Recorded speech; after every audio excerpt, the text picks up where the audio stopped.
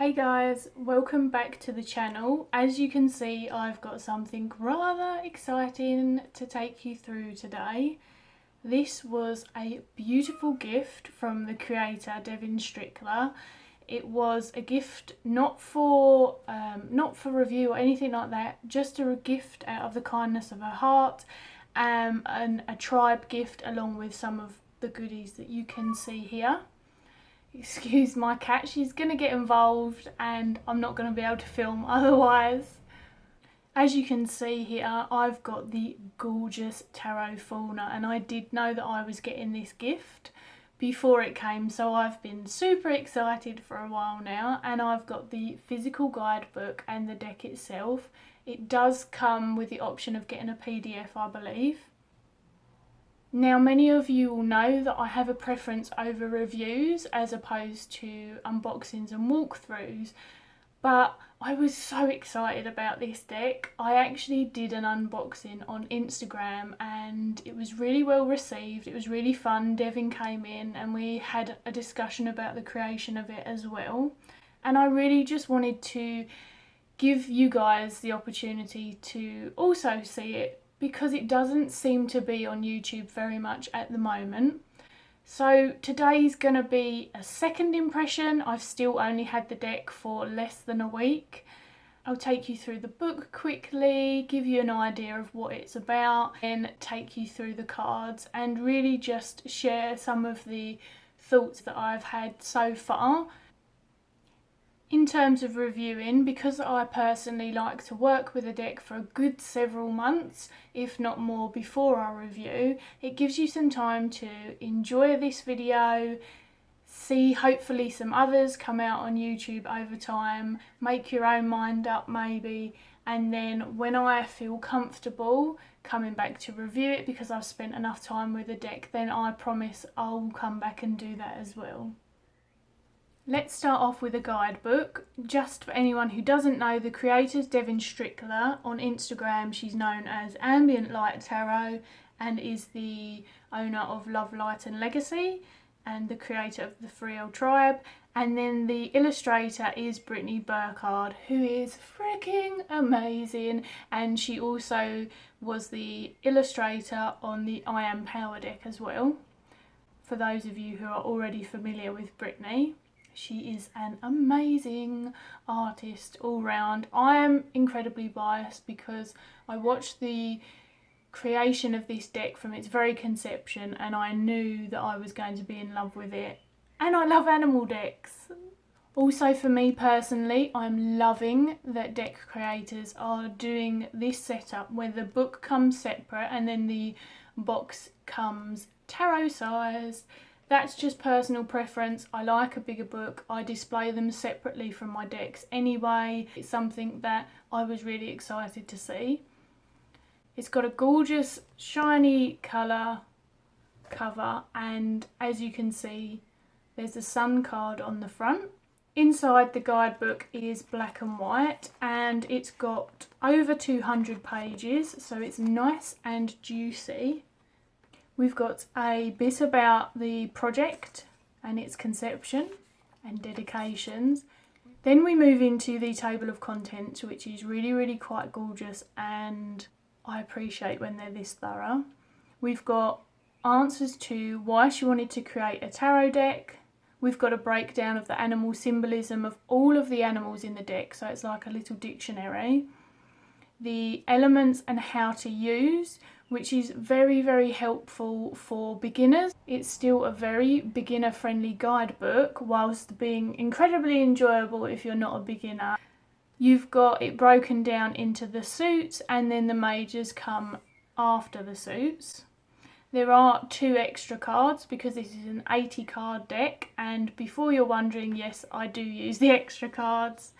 Then we've got a bit about the creator and artist, which I love. It's very fair. You don't have to search everywhere to find out who the artist was. A creator letter, an artist letter, and inspirations. There's a lot of either original sketches or sketches that are ever so slightly different, that didn't necessarily make it into the deck that are throughout the pages, which I love. Look at the fox, it's awesome.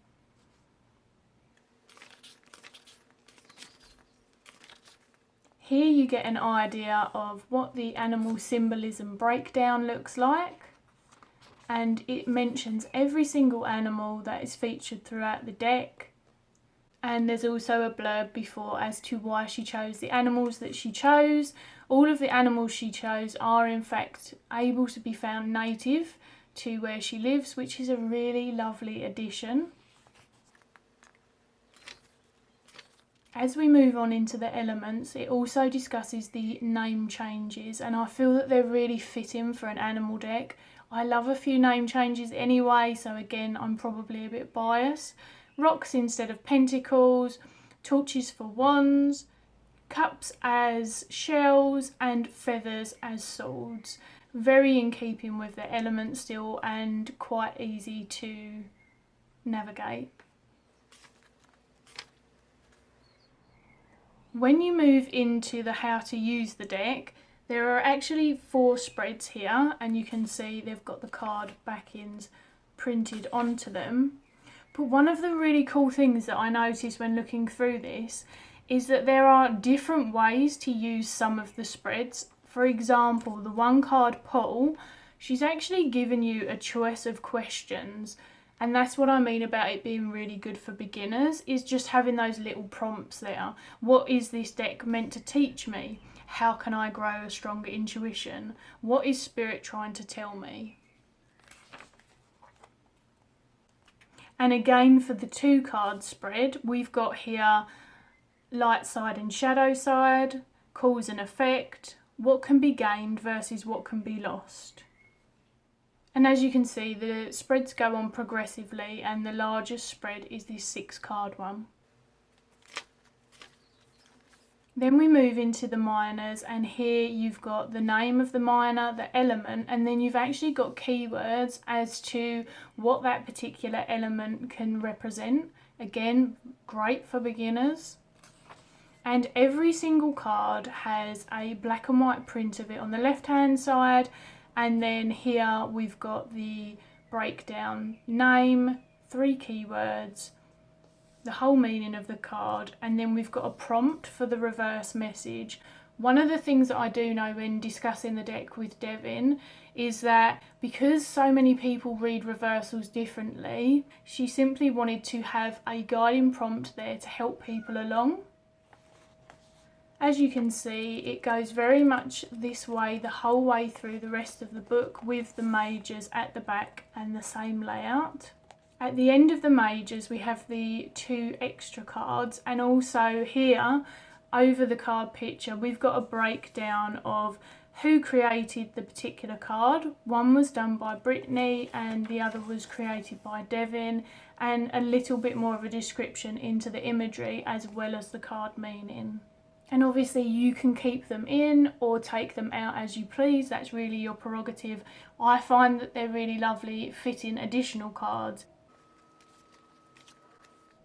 And the last few pages of the book are, as said, breakdown of both of the artists and a picture of them both, which is adorable, and then their letters. It's almost like a love letter to the reader, for want of a better term, and a breakdown of the Friel tribe if you don't know about it. As you can see, I am a tribester. And then a breakdown of Love, Light and Legacy. It's a really, really beautifully put together book. It's got really good quality feeling paper. It's one of those things that makes me feel like I want to just sit and flick through it. I have read the book. I really, really, really love doing things like that. So I have gone through and read all of the meanings and got Devin's personal insight into the cards. And that's really all I can tell you about the book. If you're someone like myself who enjoys having them, who enjoys knowing the creator's vision behind the cards, then whilst you certainly don't need it to use a deck, I would highly encourage you, if you've got the money, to get yourself a physical copy of the book. I don't think that you'd be disappointed, but you know, there's always the lovely option of the PDF, which I think personally is a lovely thing for creators to do.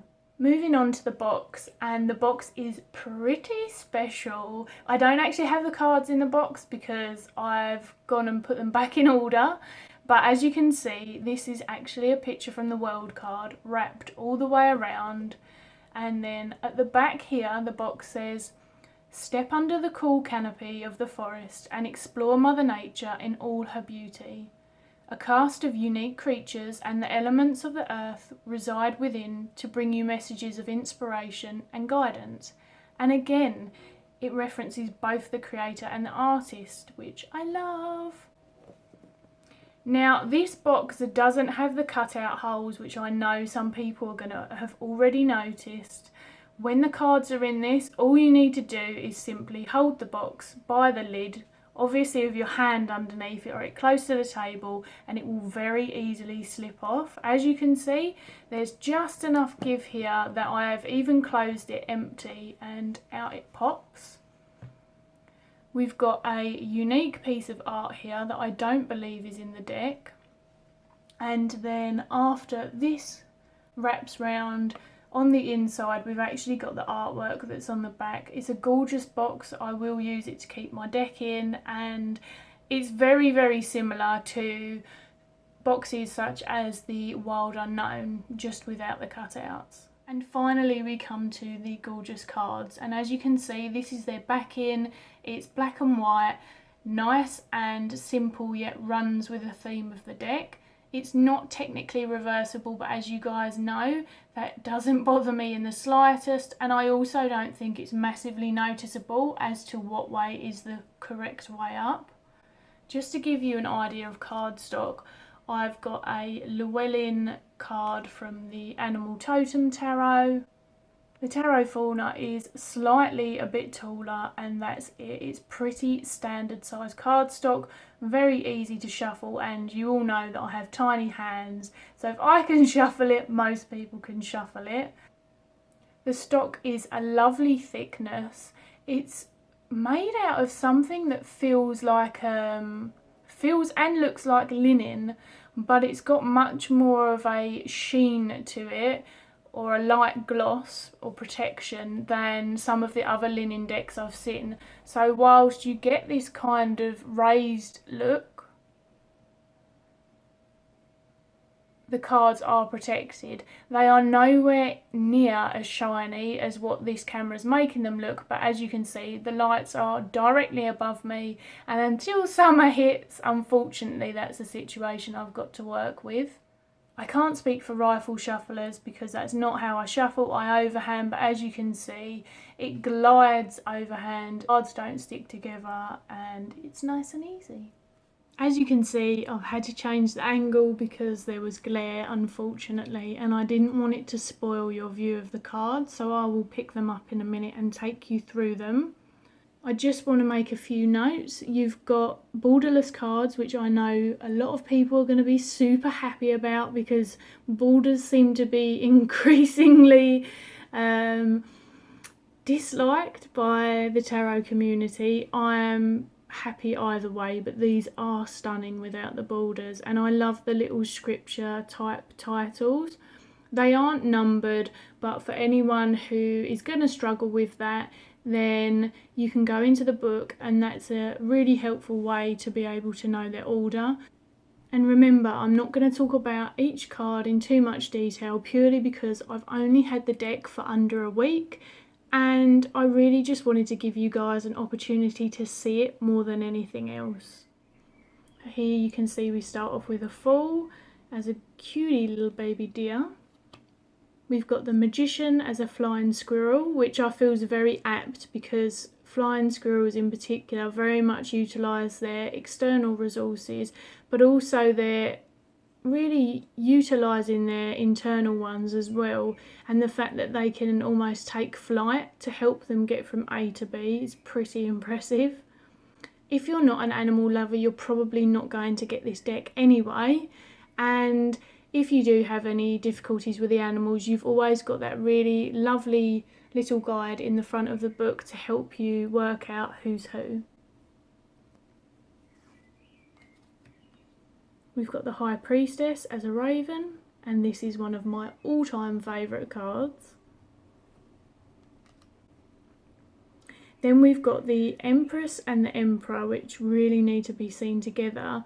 And they've really tried to draw in the energies, not only in what they're doing, because as you can see, the Empress is nursing some of her cub babies and the Emperor's on the chase, but also by the scenic depictions. And I just love it when they match. It kind of reminds me of how the Wild Unknown did the two trees.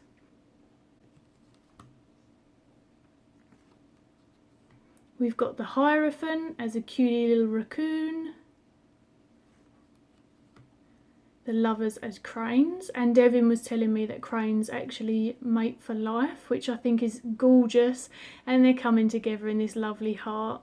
So it really is a wonderful depiction, and not the first bird that you would often see depicted in the Lovers cards. We've got a fire ant.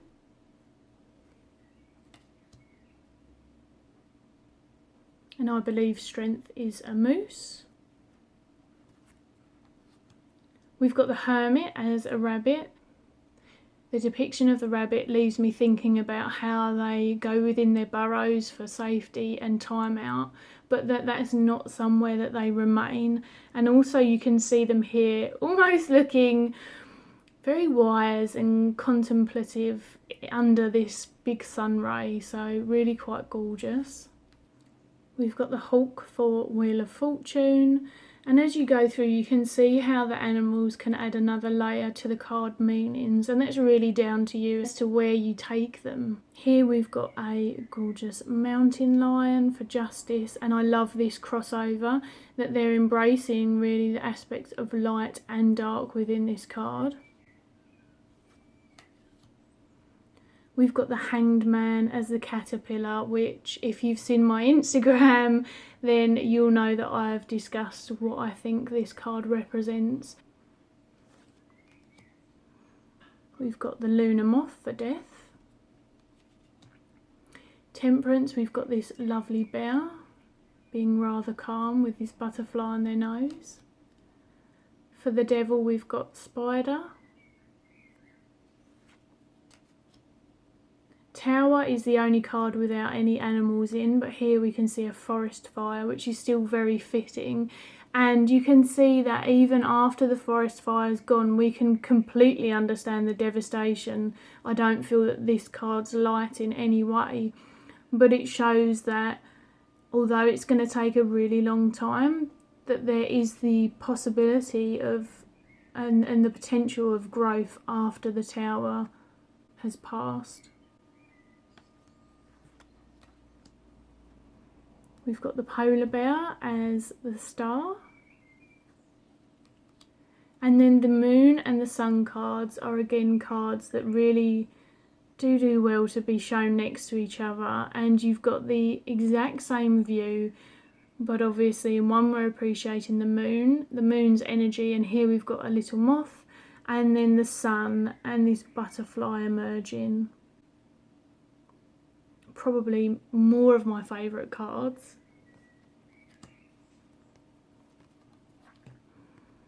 Here we've got Judgment, and we see Return of Spider Medicine, which there is a reason for that, and obviously spiders can be heavily judged, which is why the spider fits so well in the Devil card and the Judgment card. There's a lot to be read into it if you give it time. There's also a hidden message in this, and I'm totally not going to spoil it for anyone, but if you can see the hidden message, then props to you. And I think it's a lovely addition to add into this card in terms of layering the message. We've got the World card, so we finish with the final card of our traditional tarot. And as you can see here, we've got a variety of animals, and you've seen this already on the box. And then the final two cards.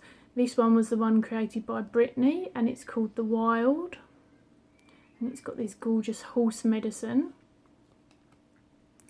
And then we've got Mindfulness, and you can see this cutie little turtle. They look very terrapin-like, chewing on a pansy. Now we move into the minors, and I know that this is a horrendous angle to show you this. Nonetheless, I'm going to embrace the fact that this is the only way I can film. And the reason that I wanted to show you all of the aces together was because this deck brings something really unique to animal tarot decks. And believe me, I am very well informed with animal tarot decks. I'm very passionate about decks with animals in, and nature-based ones, I feel very drawn to them. As you can see here, we've got the rocks, shells, torches and feathers, and you can see they're representing animal on the front. Now this representing animal is the animal of this whole entire suit. So rather than seeing a mixture in every single one, you'll follow the story of each animal throughout. And they do depict a story from beginning to end, which is really, really quite beautiful. Sometimes you'll see the animals cross suits and there's reason and message to be read within that, but predominantly it is about the animal that is featured within the ace. So I just wanted to give you guys a little overview of that because I really enjoy it, and it's just a different way to go about an animal deck. And let's face it, when someone does something new and refreshing that works so well, it is really exciting. We're going to go through the torches first, aka the wands, because it's my favourite suit in here.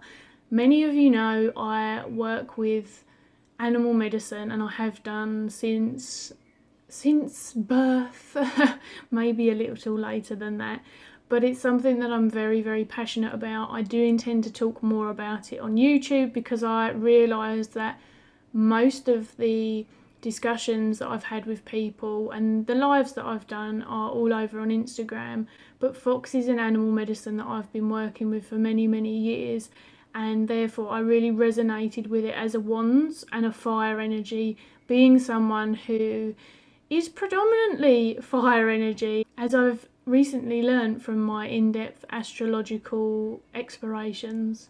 One thing I would say is that it's very easy to miss things in this deck the first time around, so really try and spend some time with the cards, because already from the first unboxing and people discussing the deck with me as I went through it on Instagram, we were already noticing things together that some of which I probably wouldn't have noticed on the first glance. Take special attention to things like the direction of the water, the way it's running, in the torches, the fire. So we've got the ace, we've got the two of torches, decisions about paths being made. I especially love that it's clear that they've either taken this path already or somebody else has taken this path, but that doesn't necessarily mean it's for them. We've got the three of torches. They've clearly found their way to wherever they were intending to go. And so you can see how the story starts to build. In the three, they're going towards this cave, and on the four, they're in here. This is one of my absolutely favourite cards. Look how smug and happy these foxes are. Foxes get such a bad rap, and I'm not going to go on a rant about foxes because I do that enough on Instagram and petitions and all sorts, but I love foxes, and to see them all happy like this in a cave brings me eternal joy. And here you can see that there's a bit of a rough and tumble going on in the five with that conflict, and four of these are actually snubbed out, so you're really losing your fire when you're engaging with the conflict that's going on right now. Here we can see the six that actually they've returned to some form of harmony, and we've got the other little character in the background, so they're not gone, but the conflict has ended. We've got the seven, the eight, the nine. I really feel like they've got their head held both in contemplation but also like the weight of the world's on their shoulders. And that's one thing you'll notice as we go through. Brittany's done really well to keep the animals true to their behaviour and also convey their emotion still through their body language in just the way that animals would convey their emotions. And we've got the 10 finally, where, you know, there's just too many torches for this poor little fox to carry. And they'd probably do a lot better if they just tried to carry a few less. One of the good things about these cards is whilst they run with Rider-Waite-Smith, they're not traditionally depicted, and I feel like that opens the deck up for more different types of reading styles and interpretation, really just to follow what you're comfortable with.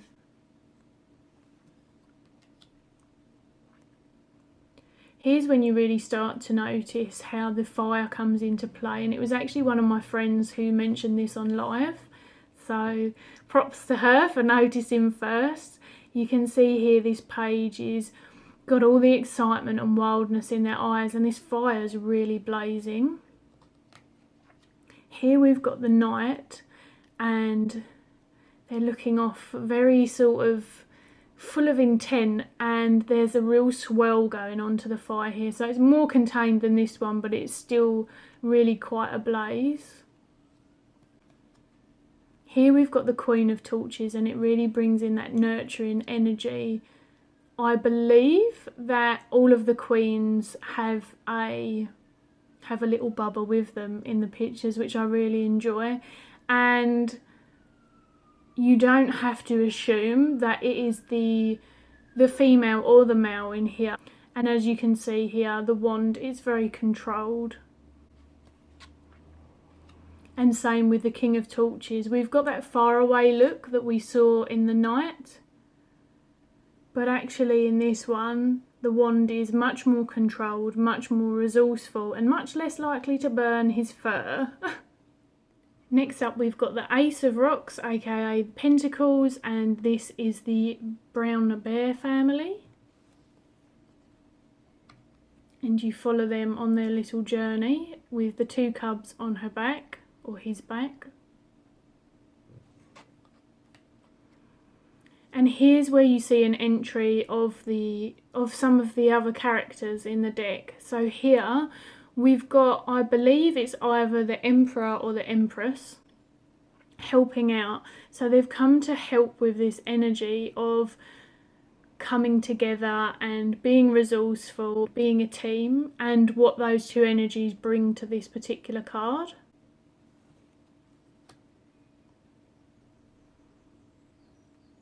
The 4, someone's feeling rather fiercely protective. We've got the 5, looking for a cave and wondering if they're going to get there in time. And then as you can see here, they're in their cave, but currently they've got no fire. And what I love is that the fox, the element of fire, are on their way to help out, and that's the suggestion and the intent behind this particular depiction, which I really love. I don't know if anyone else is going to remember this at all, but when I was younger, and this does really show my age, there was something called farthing woods, or farthing wood, I can't remember if it was plural or not, and that's really when I started to be more hyper focused on fox energy and foxes and their medicine, and there's lots of different animals, and this deck really kind of brings that nostalgic feeling back for me. We've got the 7. The adult bears are not looking very impressed, but the other two look like they're playing peekaboo. We've got 8 of Rocks, so we can see the final pieces of the foundation of the home are coming together. And then in the 9, there they are, all camped out and probably having a rest.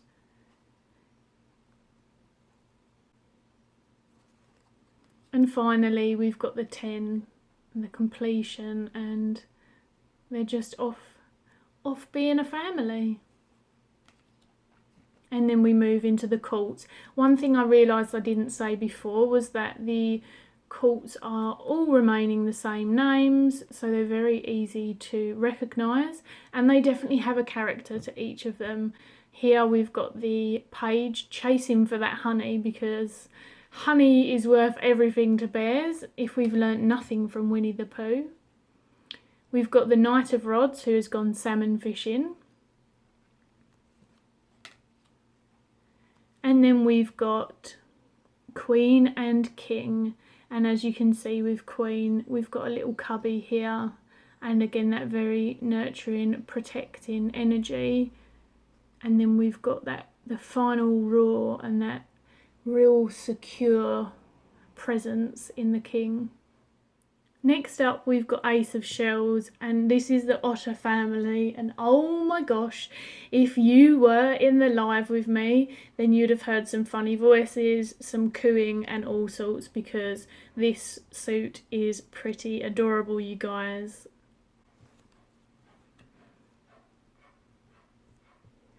Here you can see them playing in the two. And again, just remember to take notice of the way that the water is, whether it's flowing or not, how it's flowing, if it's in the cups or not, where the cups are.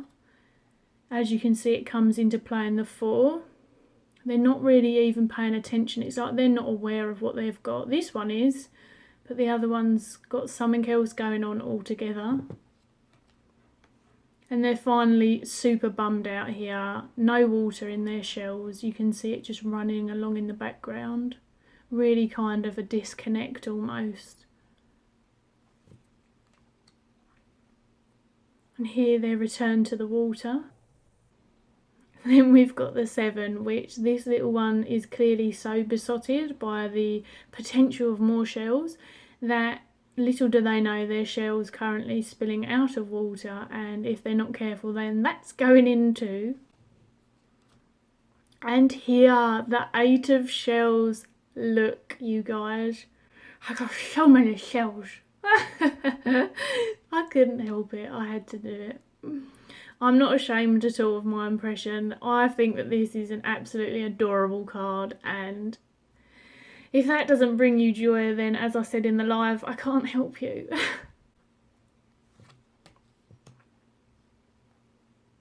We've got the 9 here, and this is one of my favourite cards. Look how much love there is between these two. And here, for anyone wondering, this is actually a rune, which I'm not going to pronounce in case I get it wrong.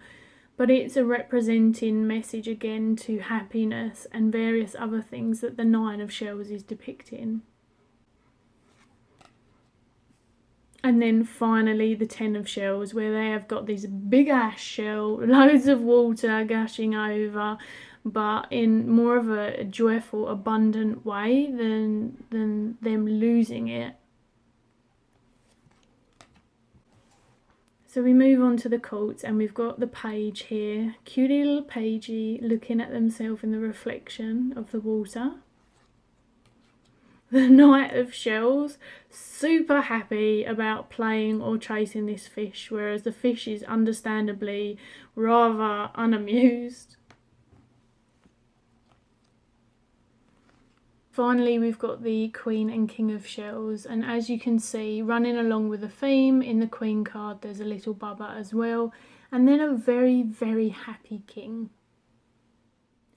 Last but by no means least, and there's a lot going on in this suit in terms of movement, and you can really see the emotion conveyed in their eyes, but there is still really that element focused on the fact that this is about communication and thought and our mental capacity, decision making, and all of those other things that the swords can represent. So here we start off with our ace, and they've got their feather in their mouth because that is the tool of this suit. Then we've got the 2 of feathers. We've got the 3 of feathers, and this for me is a very emotional suit in terms of my response to it, whilst again, as I say, I appreciate it's not focused on the emotions in terms of its element, but it is definitely emotion provoking as well as thought provoking, and I know that I'm definitely not alone in saying that. So here you can see the 3 leaving a nest, and there's so much to be read into that. We've got this 4, which I love. I think that that's just a stunning piece of artwork. We've got the 5 here, some feathers laying out in front of them. And also, I'm not sure if you can see properly, but in the background we've got a little foxy, which is probably not ideal in this circumstance. The 6 is another one of my favourites. I definitely think there's something about the colours as well, but it just feels like this owl's like singing freedom. You can really see the necessity of the movement, and even if they're shedding their feathers, even if they had to work to get there, if some of it was uncomfortable, it was entirely necessary for them as part of their process.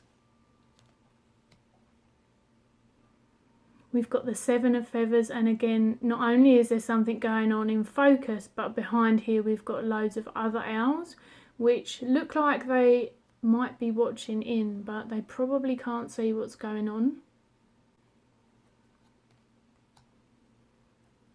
We've got the 8 of feathers, where this little one is really kind of engaging with the fact that there's a struggle, and as we all know, when we engage with the struggle, then usually the resistance makes it worse. It makes me think resistance is futile, and really in the same way that they say you shouldn't struggle in quicksand, I kind of feel like if they chilled out for a moment that there might be an easier way out of this, and that's really a fantastic representation for me as to what goes on with our mind in this kind of situation.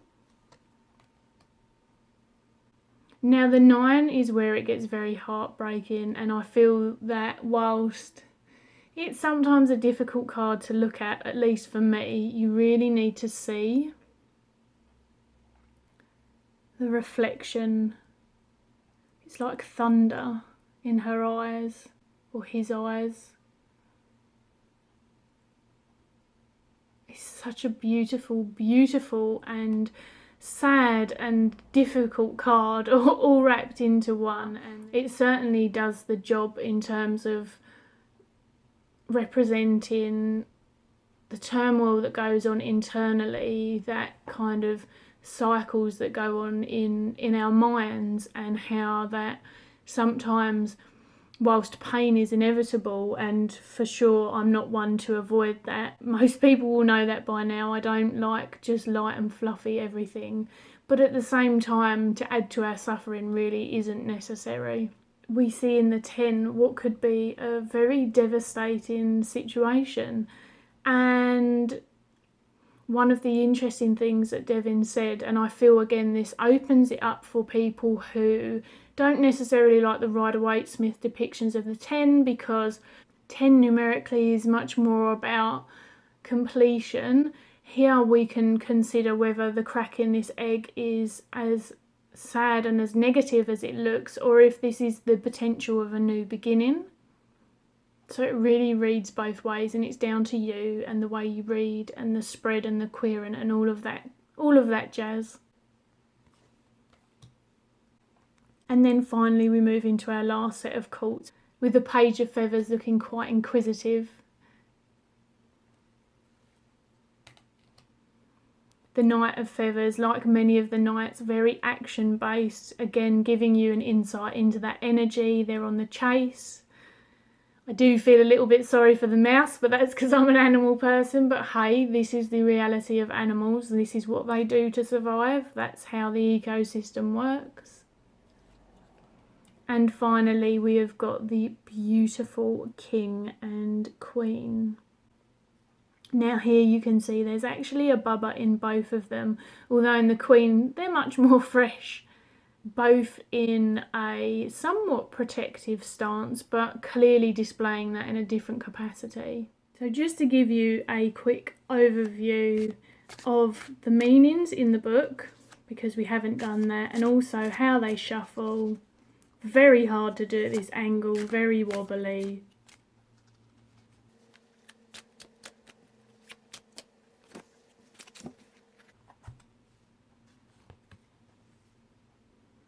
Here we've got the 8 of Rocks.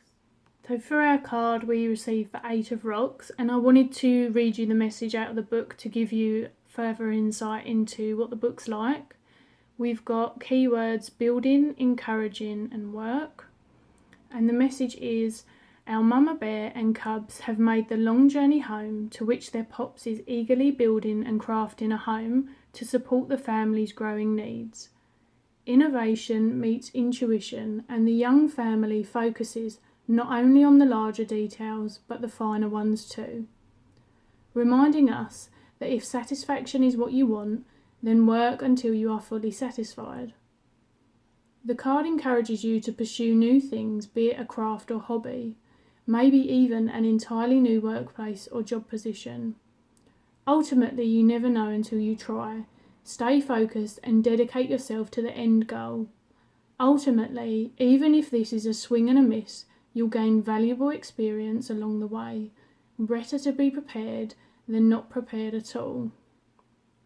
And the reverse message here is laziness, lack of drive or purpose, inability to see things through. So hopefully that gives you a quick insight into the deck, and as I said before, I'll definitely be coming back to review it.